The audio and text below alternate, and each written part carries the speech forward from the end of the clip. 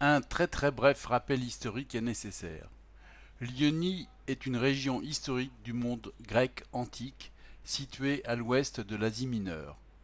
Elle correspond à la région située dans un rayon de 170 km autour de la ville actuelle d'Izmir.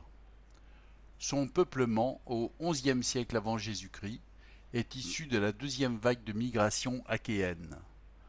Dans l'Antiquité, elle fédérait 12 cités grecques du continent et des îles: Chios, Éphèse, Érythrée, Colophon, Milet, Phocée, qui a fondé Marseille, Priene, Samos, Théos.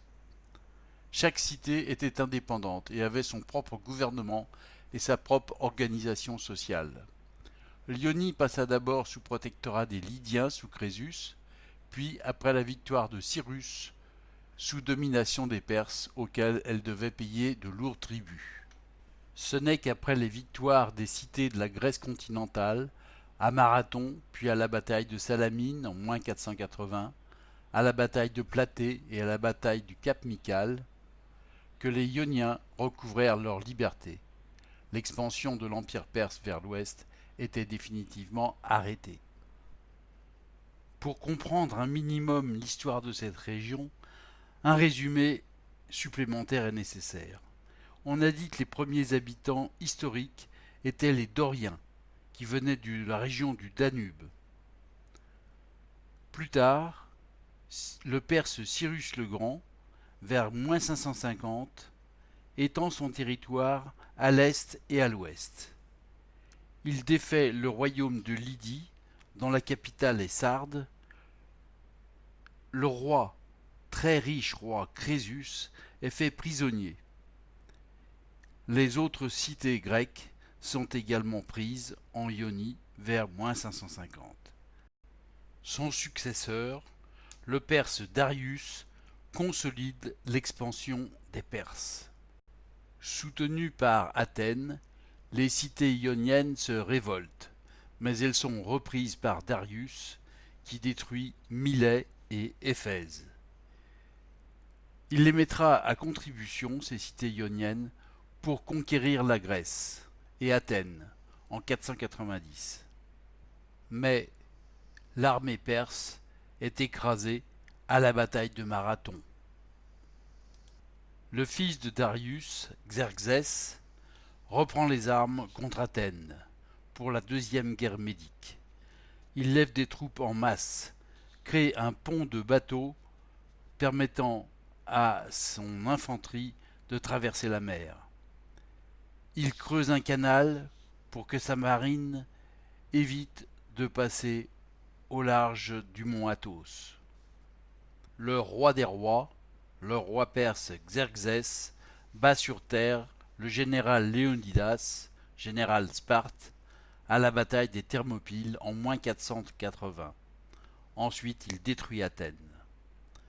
Mais sa flotte est anéantie sur mer à la bataille de Salamine, ainsi que sur terre à la bataille de Platée et ainsi qu'à la bataille de Mycale. Les 12 cités ioniennes se liguent entre elles, c'est la Ligue de Délos en -478, et construit un empire maritime. Cette ligue sera dirigée par Athènes. Les Perses ne reviendront plus. Il faut attendre -330 pour voir arriver Alexandre le Grand, Alexandre de Macédoine, qui envahit Milet et Éphèse. Il mourra en -323 et c'est la division de son empire qui fera revenir les Grecs et qui sonnera le début de l'hellénisme en Ionie. Selon la légende, Éphèse a été fondée par Androclos, le fils du roi d'Athènes vers le Xe siècle avant Jésus-Christ. La ville a été envahie successivement par les Cimériens au 7e siècle avant Jésus-Christ, par les Lydiens au 6e et en 546 par les Perses.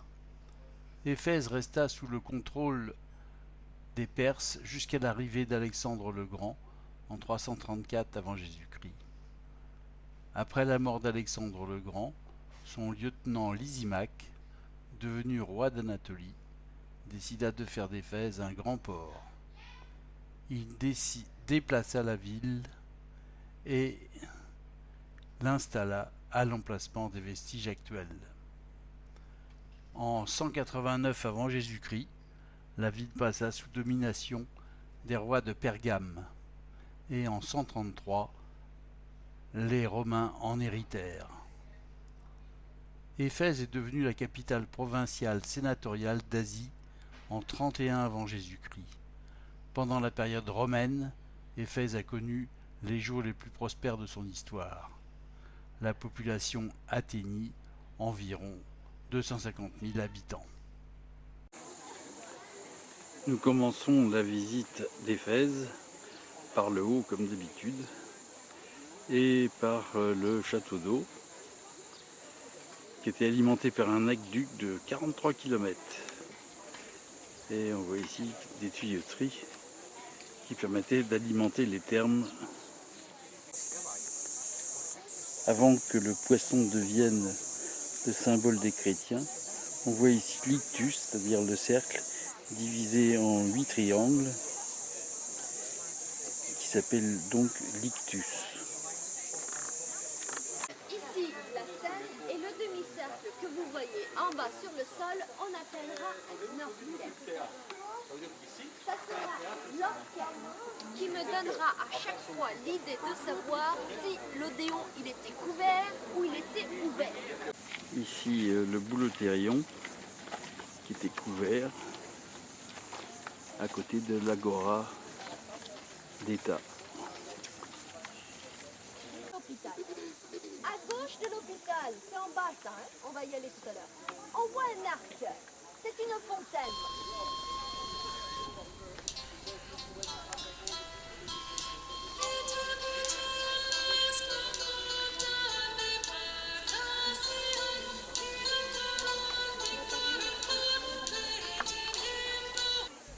On descend ici la rue des Courettes jusqu'à l'agora inférieure. Voilà, on continue de descendre la voie sacrée de cette grande ville d'Éphèse qui comportait 200 000 habitants. Cette voie sacrée est entièrement en marbre, comme toute la ville d'Éphèse.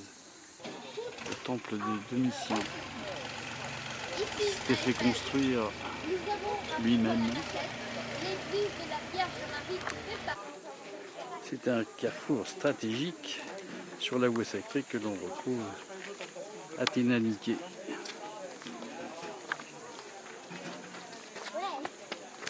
Enfin, elle a été posée là. Pourquoi des statues n'ont pas de tête? C'est par rapport au sculpteur. Quand l'empereur Descend dans cette voie principale qui comportait bien sûr des magasins de chaque côté et qui était couverte de marbre. Aujourd'hui, elle est couverte de deux choses, le marbre et le touriste. Ici, la fontaine de Trajan.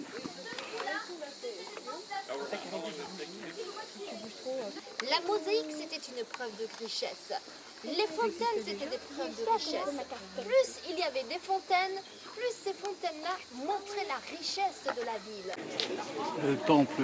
Le temple d'Adrien est dominé par la tête de Méduse, protectrice contre les voleurs, qui est remplacée chez les Turcs par l'œil, le nazar, comme ils disent.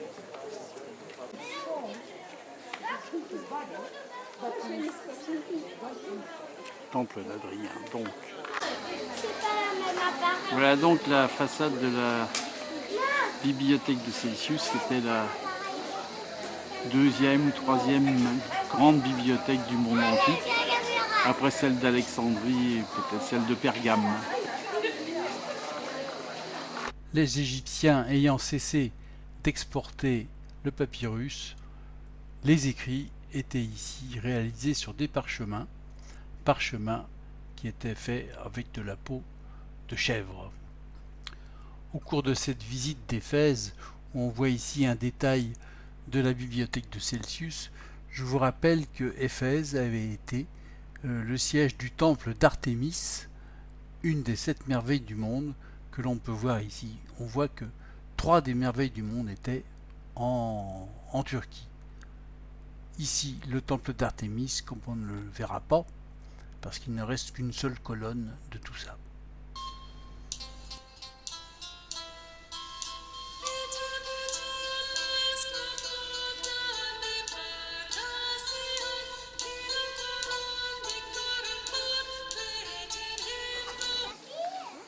Voilà donc la grande agora de la métropole, c'est-à-dire de la ville basse.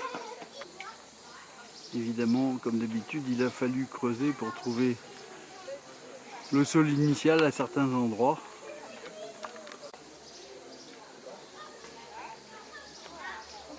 Donc c'est très très grand. On imagine pour une ville de 200 000 habitants. Et au milieu de cette agora-là, il y avait un douanier. On appelle ce douanier un agoranome. Donc le rôle de cet agoranome, c'était de veiller aux marchandises qui entraient et qui sortaient. Mais en même temps, il veillait à ce qu'il n'y ait pas des vols. Si tu avais menti, il fallait cracher. D'où vient l'expression de jurer cracher? On crache pourquoi? Pour purifier la bouche du mensonge qu'elle avait dit. Voilà donc ce théâtre d'Éphèse, 25 000 places, c'est ce qui a permis de calculer approximativement la population d'Éphèse, 25 000 places, 200 000 habitants.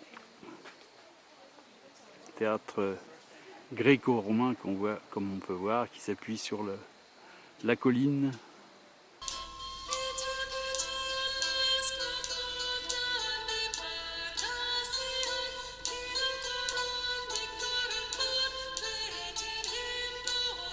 Changement de décor. Nous sommes à 200 km de la mer, à Aphrodisias. C'est la ville d'Aphrodite, qui était la déesse Vénus chez les Romains, déesse de l'amour. Ce site archéologique n'a été découvert qu'au XXe siècle, et c'est à partir de 1961 qu'un archéologue turc décida de consacrer sa vie à la résurrection de la Belle Endormie. Voilà, nous sommes à Aphrodisias, la ville d'Aphrodite évidemment. Et ici, le premier monument qui apparaît est le tétrapylon, qui est fort bien conservé, avec ses chapiteaux.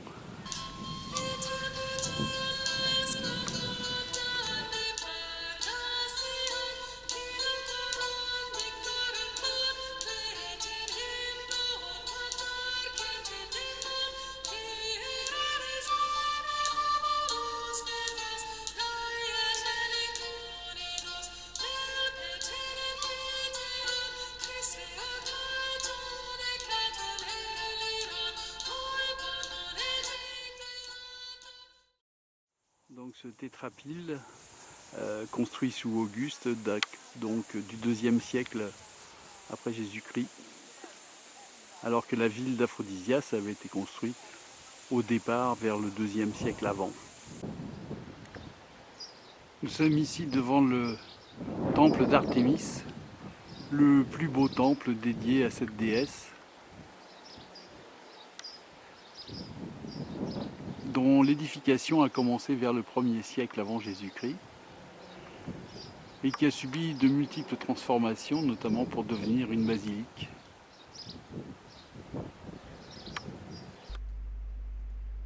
Qui finalement a été détruite sous les Seldjoukides, musulmans bien sûr, pour être dans l'état que l'on trouve actuellement. 13 colonnes ioniques dans la longueur, 8 en faisaient la largeur.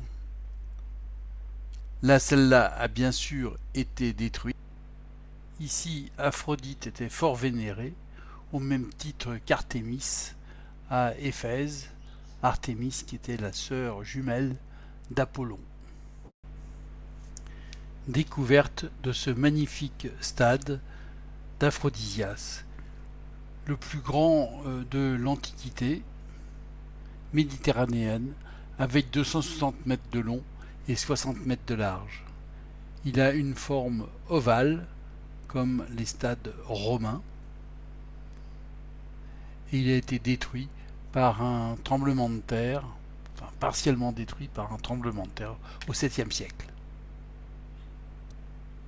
Ce stade pouvait contenir 30 000 places. Je l'ai parcouru jusqu'au bout. Quel bonheur de visiter Aphrodisias où il n'y a pas un touriste, contrairement à Éphèse ou Pergame.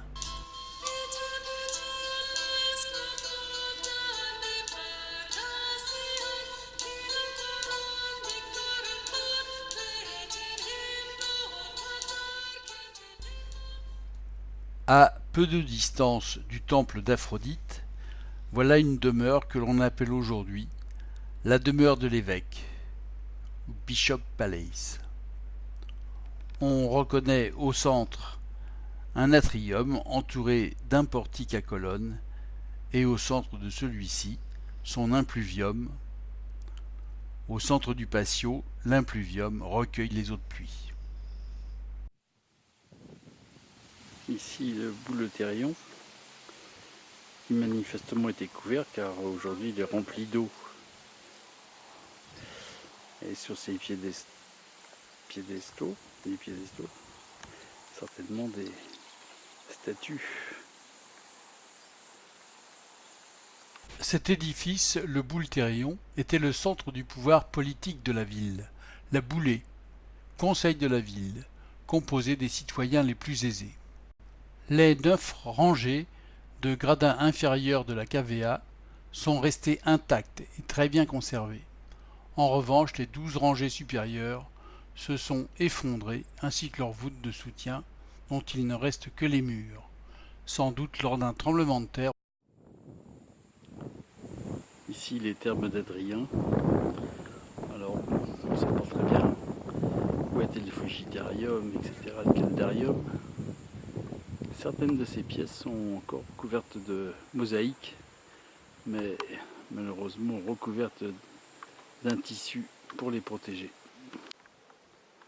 Je pense que ici était l'entrée de ces thermes d'Adrien, qui datent donc comme Adrien du IIe siècle, début du IIe siècle, après Jésus-Christ. 2 agoras, Aphrodisias, dont on voit la colonne qui fait le tour de l'agora sud. Curieusement, les colonnes étaient calmées à partir du tiers de leur hauteur jusqu'au chapiteau qui est unique.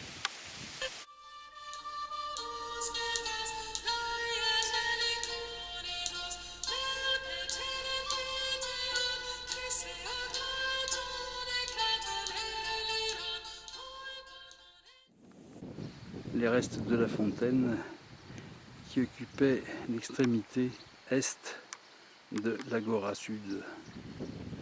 Des précisions. Voilà donc l'agora sud et au loin le temple d'Aphrodite.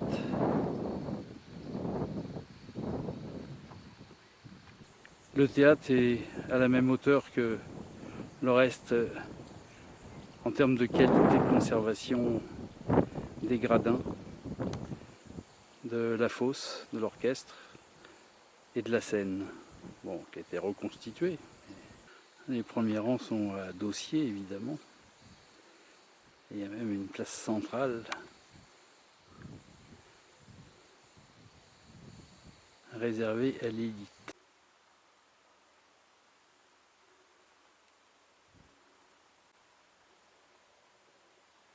« 15 000 personnes, dit-on, pouvaient siéger dans le grand théâtre d'Aphrodisias. Des éléments de frise.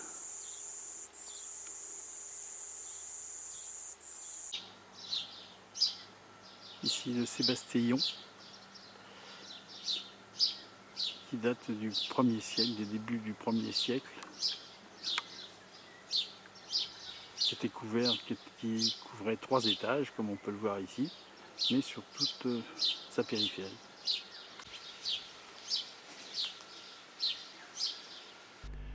Nous allons donc quitter la grande école de sculpture d'Aphrodisias pour nous rendre à Pergame. Le site de Pergame est aussi inscrit au patrimoine de l'humanité. Pergame entre dans l'histoire avec le partage de l'empire d'Alexandre le Grand. Après la mort d'Alexandre, son lieutenant Lysimaque a pris le contrôle de l'ouest de l'Anatolie. Lysimaque fit construire une forteresse sur l'éperon rocheux de Pergame. Il domine à 350 mètres des plaines fertiles. Il nomma gouverneur un eunuque en lui confiant le trésor de 9000 talents volés auparavant à Antigone. Après la disparition de Lysimaque, Philéter affirme son indépendance et fonda le royaume de Pergame qui dura 150 ans, jusqu'en 133 avant Jésus-Christ. Pergame devint la capitale du royaume sous la remarquable dynastie des Attalides qui comprit 6 souverains. Parmi les grands souverains, il faut citer Eumène Ier et Attale Ier, au IIIe siècle avant Jésus-Christ.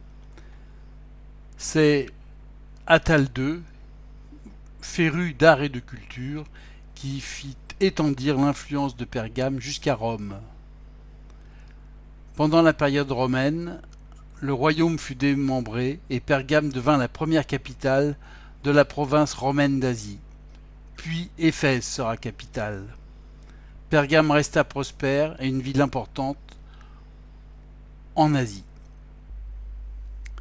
Il fait un vent d'enfer ici, car nous sommes sur l'acropole ou ville haute, et je suis au milieu des appartements royaux. La dynastie des Attalides s'est installée ici au IIe siècle avant Jésus-Christ, et Eumène II a vécu ici et dirigé Pergame pendant 40 ans. En face, par rapport au chemin qui monte à l'acropole, le temple d'Athéna était situé au centre de cette vaste terrasse. Athéna est le nom d'une des divinités les plus éminentes du panthéon hellénique. Ce monument ici est le Trajanéum, c'est-à-dire un monument édifié à la gloire de Trajan, empereur, et Hadrien a été également plus ou moins déifié ici. Voilà les murs qui font le tour du Trajanéum.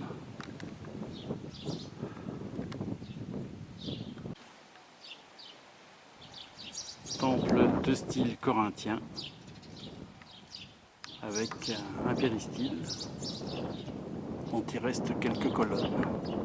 Construit au IIe siècle de notre ère, au sommet de l'acropole qui domine toute la cité de Pergame, le temple est le seul sanctuaire de l'Asie mineure destiné au culte impérial.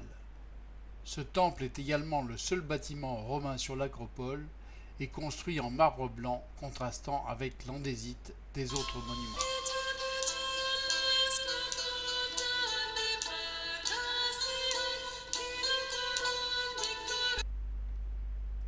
Si on se retourne, découverte de la vue majestueuse sur la ville moderne, la campagne et le théâtre. Le fameux théâtre de Pergame que l'on verra plus en détail tout à l'heure.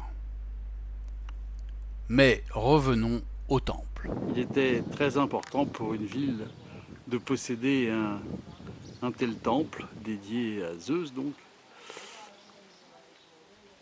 En effet, Pergame était concurrente d'Éphèse et de Smyrne,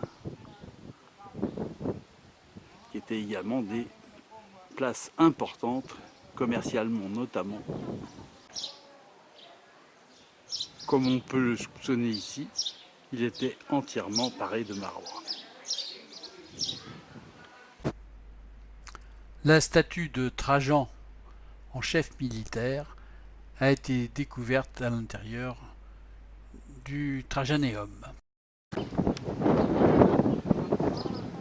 Voilà une vue un peu plus générale du temple de Trajan, avec la campagne alentour jusqu'au port, qui était à une trentaine de kilomètres sur la mer Égée. Voilà donc la face nord du Trajaneum, avec une frise et des décorations. Cette construction correspond en réalité aux voûtes de soutènement du temple de Trajan que l'on a vu au-dessus et qui serait partiellement construit sur le vide. La construction de ce soutènement reste encore aujourd'hui parfaitement efficace. De la très fameuse bibliothèque de Pergame, il ne reste pas grand-chose. C'était la deuxième bibliothèque du monde antique après celle d'Alexandrie. On sait que Marc-Antoine offrit à Cléopâtre en 41 avant Jésus-Christ 200 000 volumes pris à la bibliothèque de Pergame. À quelques mètres de là, le temple d'Athéna, qui était la déesse protectrice de Pergame,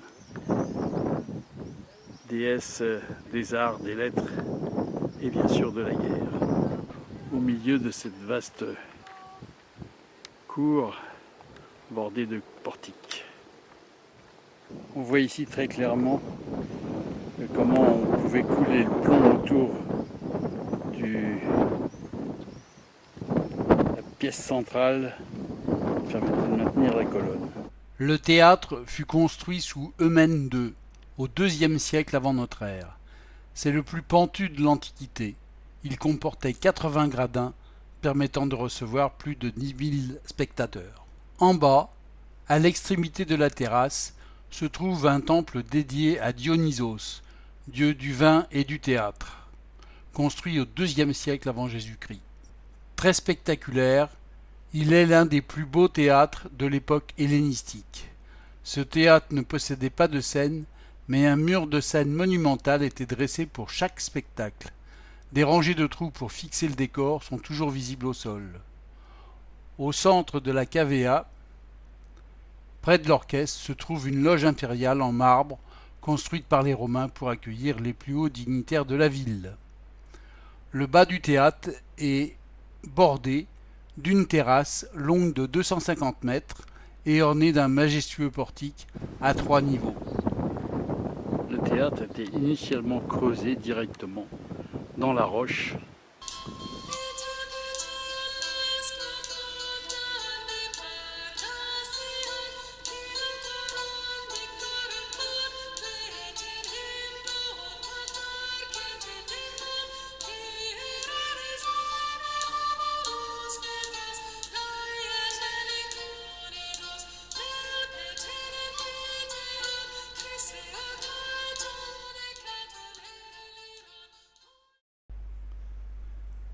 C'est ici, face à la vallée, que s'élevait la plus grande merveille de Pergame, l'autel de Zeus.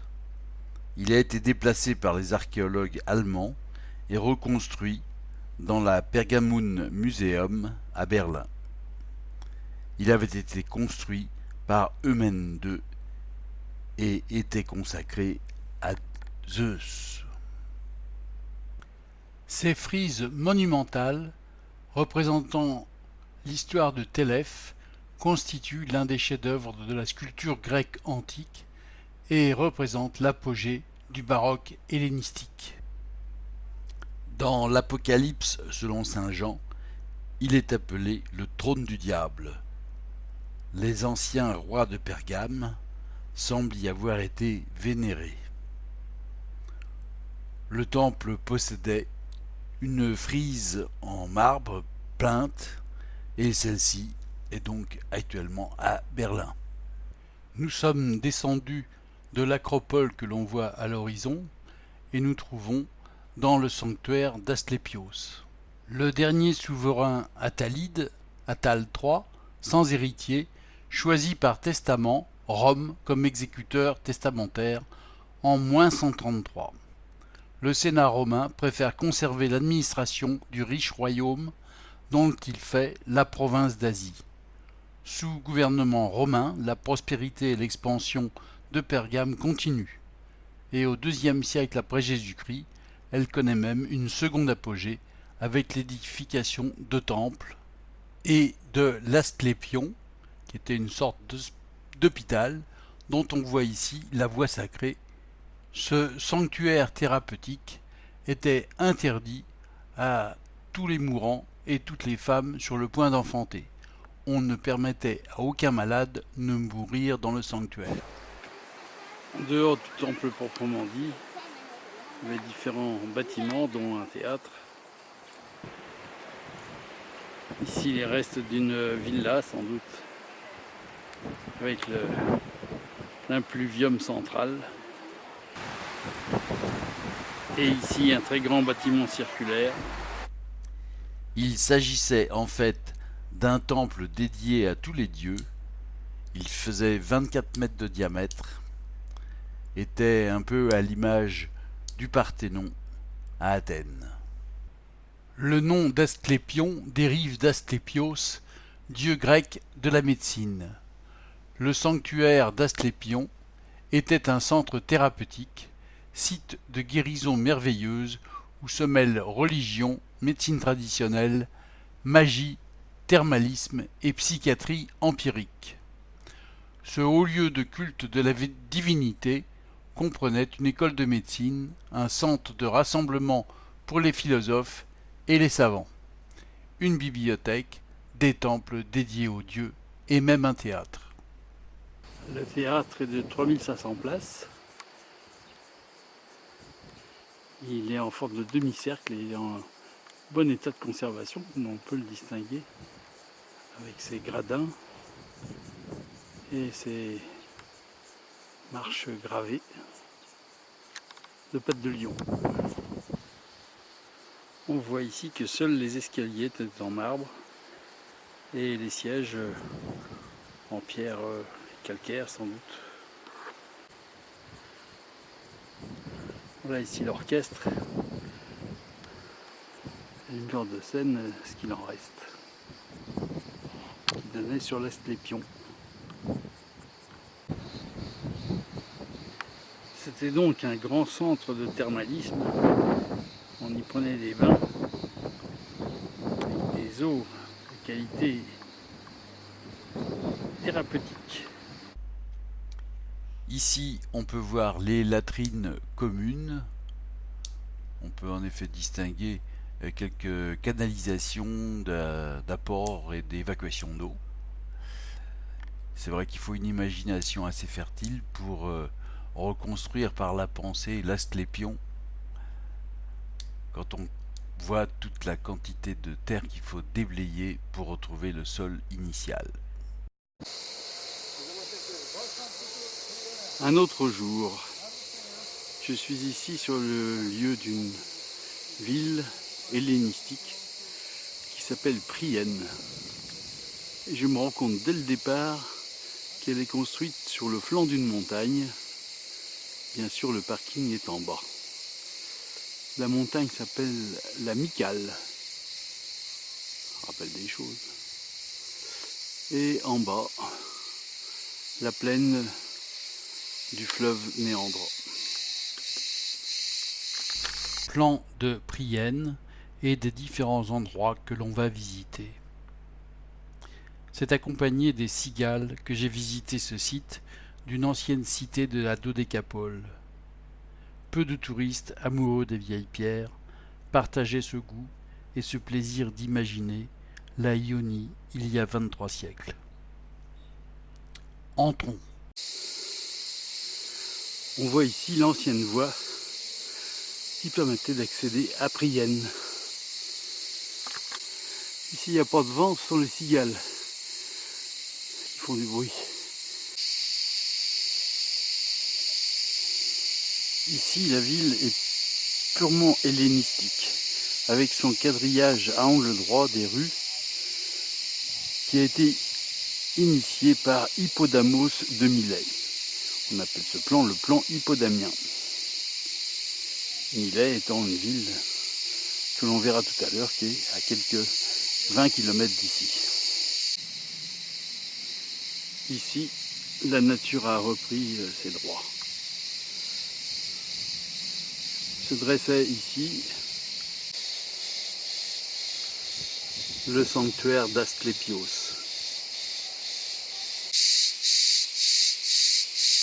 Il avait été construit au IIe siècle avant Jésus-Christ, donc pendant la période hellénistique. Ici, il faut beaucoup d'imagination pour réaliser qu'ici, c'était l'agora. Là où on trouvait les commerçants et où on se réunissait. Sans doute ici les portes qui donnaient sur l'agora, avec quelques colonnes, une fontaine, je présume, un peu plus loin, et quelques sièges quand on est trop tôt au rendez-vous. Ici, on peut encore distinguer des rues. Celle-ci s'appuie sur un mur. Et au milieu, des maisons qui ont été remplacées par les pins.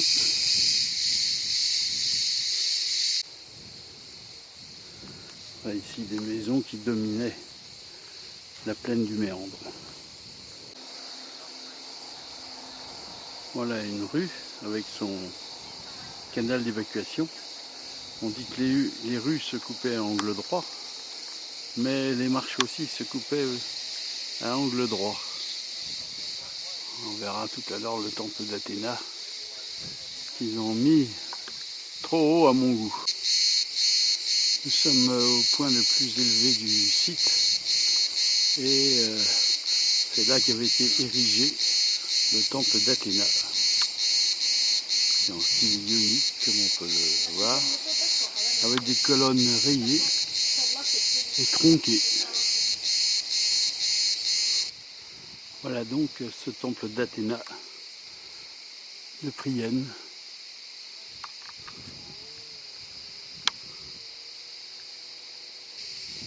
Qui dominait la vallée de façon étonnante.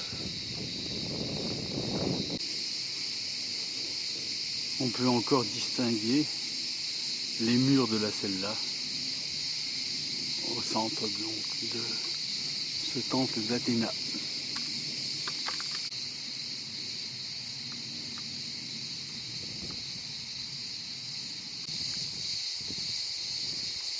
On distingue encore dans les murs de nombreuses agrafes qui permettent de retenir les blocs entre eux.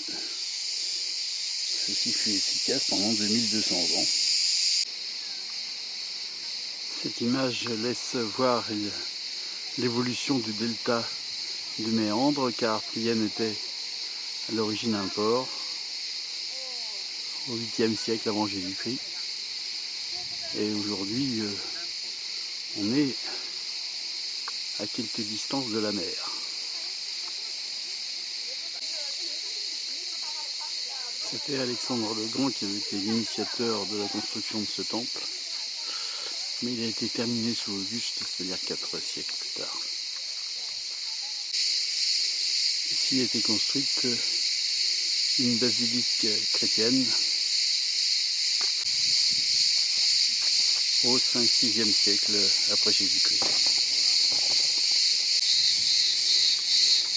La rue en direction du théâtre. On voit que les murs s'affaissent gentiment. Ici, dominant encore la plaine, un temple dédié aux dieux égyptiens qui date du 2e, 3e siècle avant Jésus-Christ, sachant que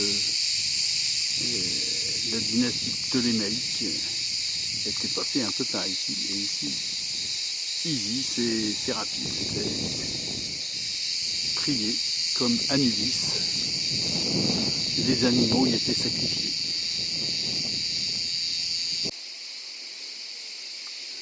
Retour vers le centre-ville, on arrive à l'Agora, à nouveau. Et ici, on découvre ce magnifique boulterion.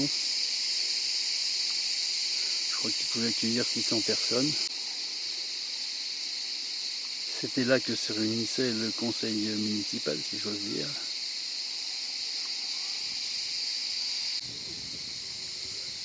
Comme on peut voir, il est en état d'excellente conservation, avec simplement des herbes folles qui l'envahissent, avec ses escaliers dans les coins, et son mur qui ferme la Seine.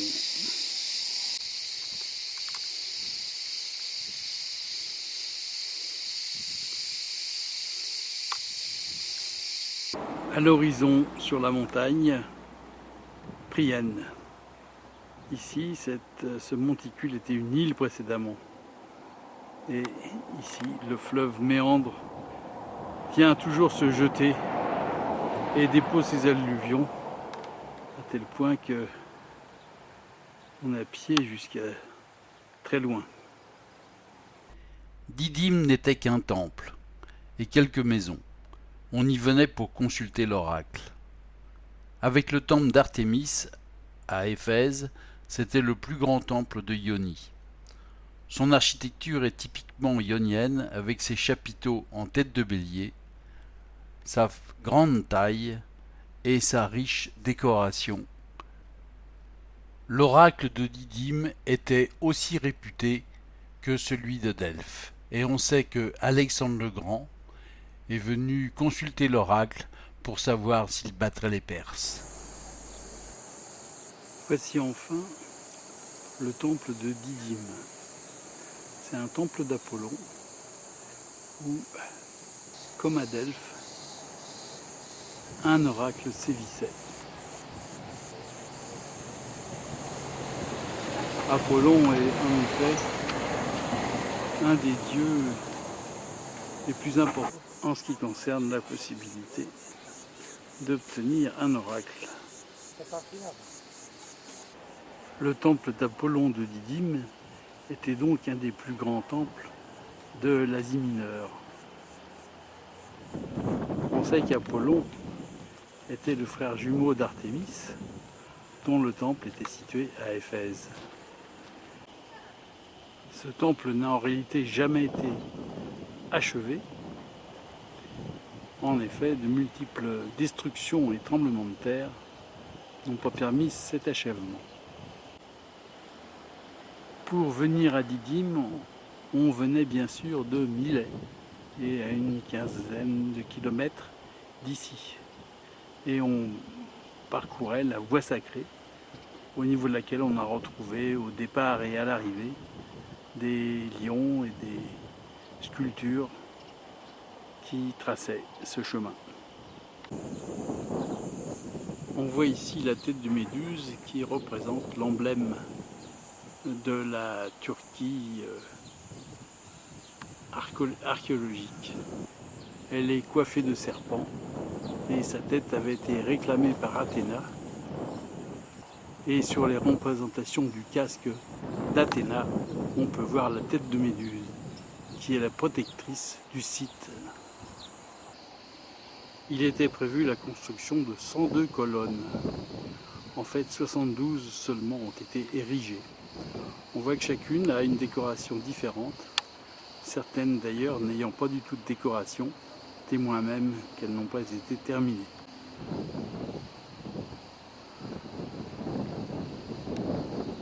Le péristyle comportait en effet 2 rangées de colonnes. Après avoir emprunté un des 2 corridors, on arrive en bas, dans la partie la plus sacrée du temple. Voilà donc la partie la plus sacrée du temple où les gens venaient demander un renseignement à Apollon. Les prêtres, quant à eux, pouvaient pénétrer ce lieu sacré en passant par l'escalier central, en le descendant. Et là où on voit ces 2 personnes, il y a un puits dont les prêtres s'abreuvaient Et cette eau sacrée leur permettait de traduire l'oracle dit par le dieu. Mais auparavant, les prêtres se renseignaient sur les volontés des gens qui venaient demander l'oracle d'Apollon et ce qui leur permettait de sortir des affirmations qui étaient souhaitées par les quémandeurs. Le long du temple de Didyme, il y avait également un stade où avaient lieu des compétitions sportives tous les 4 ans. C'est à la fin du XVe siècle, un tremblement de terre supplémentaire est apparu et a détruit à nouveau des colonnes qui ne demandaient rien à personne. Ici, s'alignaient 2 rangées de colonnes, dont il en reste 2 là-bas. Et une base au premier plan. Ce sont les Perses avec Darius qui furent les premiers destructeurs du temple.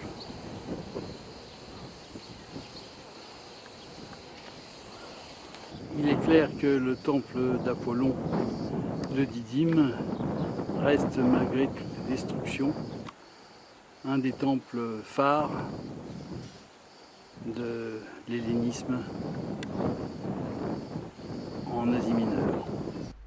Après quelques échanges de nos points de vue archéologiques avec cette américaine, découverte de Milet qui, comme on le voit ici, était située à l'embouchure du fleuve Méandre.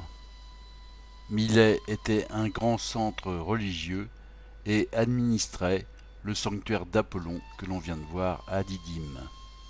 Entre le 8e et le 6e siècle avant Jésus-Christ, elle fut la plus puissante des cités maritimes du littoral asiatique de la mer Égée.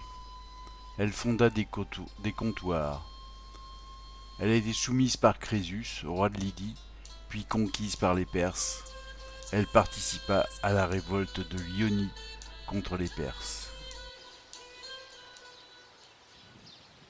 À une vingtaine de kilomètres au nord de Didyme, on découvre cette ville de Milet qui, dans l'Antiquité, était extrêmement riche car elle avait 4 ports.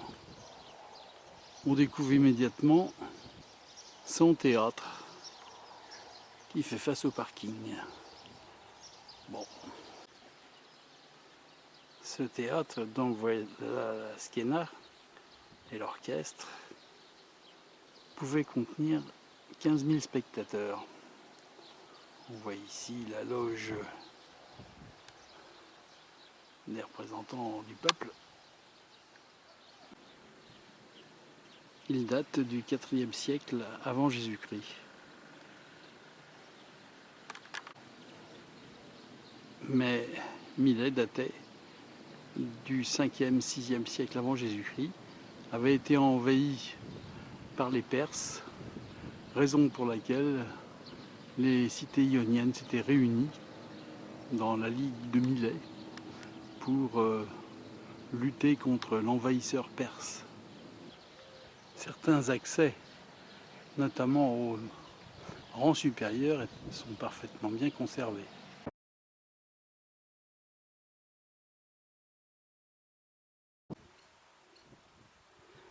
Ce monument daterait du IIe siècle. Il aurait été construit par Marc Aurèle et Cléopâtre pour célébrer la victoire d'Actium. Monument circulaire avec quelques colonnes sur la gauche. Je pense qu'ici il s'agit de l'ancienne agora qui est simplement occupée maintenant par une baraque canard et oiseaux migrateurs. Il est vrai que j'aime être tranquille pour visiter les ruines, mais alors là je suis un peu trop tranquille, j'ai pas de plan, donc je filme ce bâtiment qui comporte des portes. Moi je sais pas bien à quoi il servait. Me voilà donc complètement perdu au milieu de ces dédales de ruines qui ne dépassent pas beaucoup le sol et de ces marécages. Voilà, je viens de là-bas, je me suis cassé la figure dans un fossé. Et le bonheur fait que je tombe sur la voie sacrée, ou en tout cas c'est ce que je pense qu'il s'agit. Et je crois tellement à ce que je dis que je tombe sur la droite, sur une pancarte qui m'indique le Boulterion, qui évidemment est un peu défraîchi. Millet est sans doute détruite pour toujours, car les travaux sont absolument considérables, et il y a bien d'autres endroits où les travaux sont nécessaires. Mais il faut savoir que Millet a été une des plus importantes cités ioniennes, avec une très importante école de philosophie. Sans compter Hippodamos de Millet, qui a inventé ces rues qui se croisent à la perpendiculaire. J'abandonne mon exploration car la végétation est relativement agressive et bientôt les moustiques vont attaquer, les serpents vont se réveiller et les lions vont aller boire. La démonstration des végétaux se fait toute seule, celle des lions pas encore. Sur le chemin du retour, d'autres rues s'offrent à nous, celle-là bien dégagée des épineux. Un autre temple, vraisemblablement. Il ne reste plus beaucoup de colonnes. Je crois pouvoir dire, sans me tromper, qu'un des grands personnages natifs de Millet est Thalès, que les mathématiciens connaissent bien. Donc Thalès serait venu fouler le sol ici présent. Le soleil tombe et mes petites papates commencent à fatiguer. Ici, ce sont les thermes de Faustine. Faustine s'était fait ses thermes. C'était l'épouse de Marc Aurèle. Grand philosophe s'il en est. Une vue plus dégagée sur les thermes de Faustine, qui ont servi ultérieurement de mur de défense de la cité. Par bonheur, la sortie se fait par le point d'entrée. Et un dernier coup d'œil sur le théâtre. Parmi les autres grands personnages, j'ai vérifié pour Thalès, les autres grands personnages, il y a Isidore de Millet, qui est l'architecte de Sainte-Sophie à Istanbul. Ça date du 6e siècle après Jésus-Christ. On sait que le théâtre date du 5e siècle avant Jésus-Christ, et il est donc pré-hellénistique, et il s'appuie sur la colline, bien qu'il ait été remanié ultérieurement par les Romains.